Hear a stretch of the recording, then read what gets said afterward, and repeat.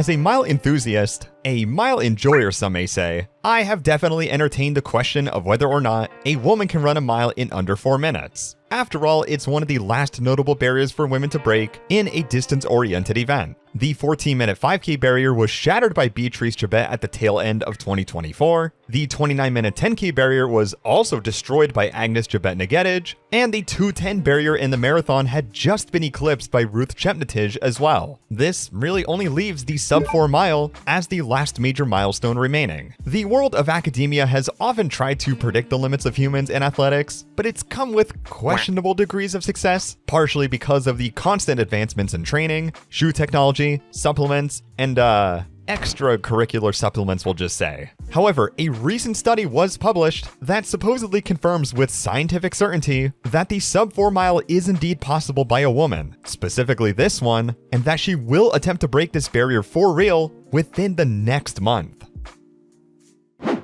This is Faith Kipyegon. 90% of you watching this know who she is and have a general idea of what she's accomplished. 3 Olympic golds in the 1500, a healthy amount of world championship titles, is a killer in the 5000 as well. She's the best middle distance woman to ever live, and it's frankly not very close. At the incredibly fast 2023 Monaco Diamond League mile, she decimated the women's record by nearly 5 seconds, running 4:07.64. And then in 2024, to prepare for Paris, broke the 1500 meter one at the Olympic venue, running 3:49.11, a time slightly more impressive than her mile mark, being 9 points higher on the IAAF scale. In short though, she's about 6 to 7 seconds away from the forbidden sub-4 mile, a concept that took centuries to manifest on the men's side when Roger Bannister did it all the way back in the 1950s. Kipyegon's world record, while still a far shot from 3:59, has still managed to prick the minds of those wondering if it could be achieved by her in ideal conditions. However, just about everyone still shot the possibility of it down though, especially since to get to where we are at now, it has taken nearly 50 years to take the world record time down by a little over 15 seconds. But then you look a little deeper at the more competitive event, the 1500, and it took over 20 years to go from 3:50.46 to 3:50.07. And Kipyegon's recent record didn't improve on it too much either. So historically and statistically speaking, it doesn't look good. In fact, the needle has stayed virtually untouched in the last 30 years for women's middle distance running in terms of raw speed. Even though this makes it infinitely harder to look at this from a more optimistic light, a study this year would be published that proves that Faith Kipyegon could run a mile in under 4 minutes, and that Nike, her sponsor, would be setting up an event specifically for her to attempt to break the barrier on June 26 this year in Paris, the same venue she broke the 1500 meter world record at. Before we talk about the Kipyegon study, we need to go over a few things first so you have an idea of what we are getting into. When Ineos came up with ways to help Eliud Kipchoge inevitably break 2 hours in the marathon, it was far more than just finding the right course, the right conditions, and even the right shoe technology. The most unique and perhaps underappreciated aspect of this experiment was actually the drafting. In layman's terms, drafting reduces the amount of air resistance or drag an athlete will encounter during a race. The more protection an athlete has via other athletes surrounding the primary racer, the less work that primary racer has to do using that exact same energy, thus allowing them to run faster. Ineos used many simulations to come up with this very unique inverse V shape that had never been used before for professional sports drafting. The result? A sub-2 hour marathon and one of the most beloved landmark achievements in human history. Now, if you're still skeptical that drafting was the primary force behind this massive time drop, I get it. Ineos 159 had a boatload of other micro improvements that all compounded together beautifully, and it'd be pretty damn hard on the surface to call any specific factor the holy grail of physiological advancements. With that said, a study from 2022 dropped that has now been considered the new bombshell in terms of just how effective drafting can really be for a marathon runner. In Edson Swaj de Silva's study, the primary goal was to confidently assess how drag affects the effort and movement of an athlete using a sizable sample of competitive runners over various speeds, and using previous data from simulations to conclude just how much of an improvement the athlete can expect with drafting as a result. The method they used to emulate drag was by using this vertical pulley system that was attached to the athlete's waist, and then they used 3 separate weights or horizontal impeding forces to emulate situations like running with no air resistance, drafting off of other runners, or just outright taking wind to the face like a champ. The results aligned not too far off of previous studies actually, but this time we now have more robust data to work with.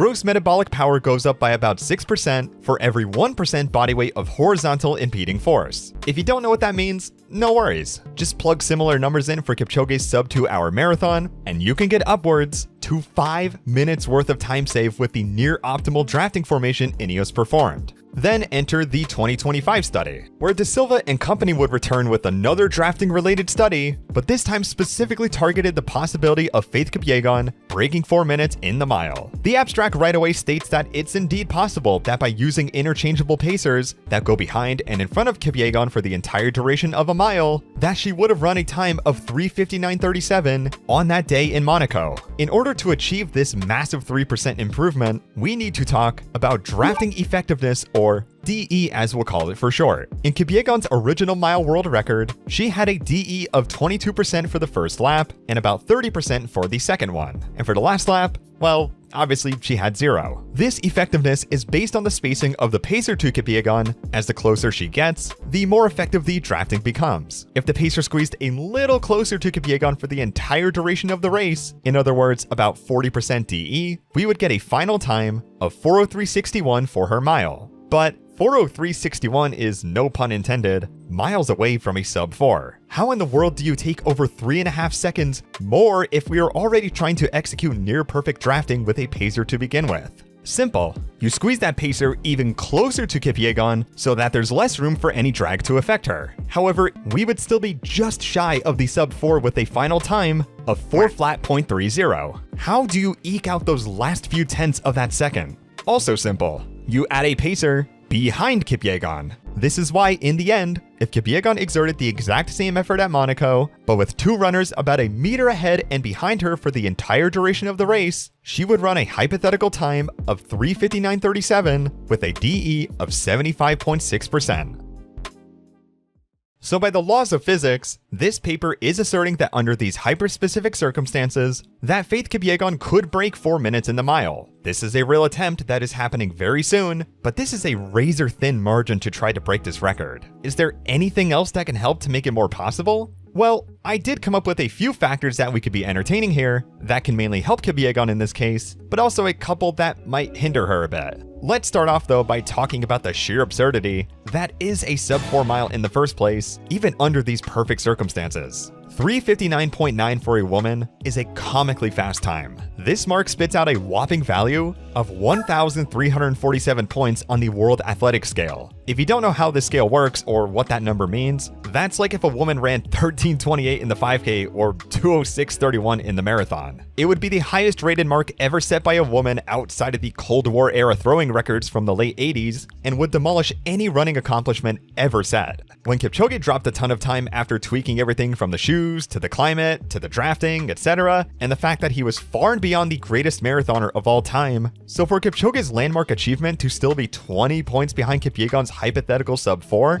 really puts into perspective what she would actually be accomplishing here. Second, the level of perfection this pacing requires also seems far more difficult than people realize, at least from my perspective. I mean, look how close Kipyegon is to that first pacer, and that is a bit a ways from optimal pacing. Throw in another athlete behind her you have to trust for 800 meters, then you gotta somehow interchange these pacers in the midst of that seamlessly? It's a lot to ask for, especially since we have a hypothetical margin of error of about a single second to work with. Compared to a marathon, this is a much more delicate transition and drafting job we're working with here, as one wrong step or stride, it can very likely cause chaos. I trust that Kipyegon has been working very closely with some trusted teammates of hers that she's comfortable being only a meter away from at all times, but I can't help but wonder just how risky this type of drafting really is compared to the traditional drafting we've seen time and time again. But hold on, let's talk about the shoes. Nike is very likely going to be using this attempt to market a new product. This is nothing new. Given the world record attempt will have interchangeable pacers,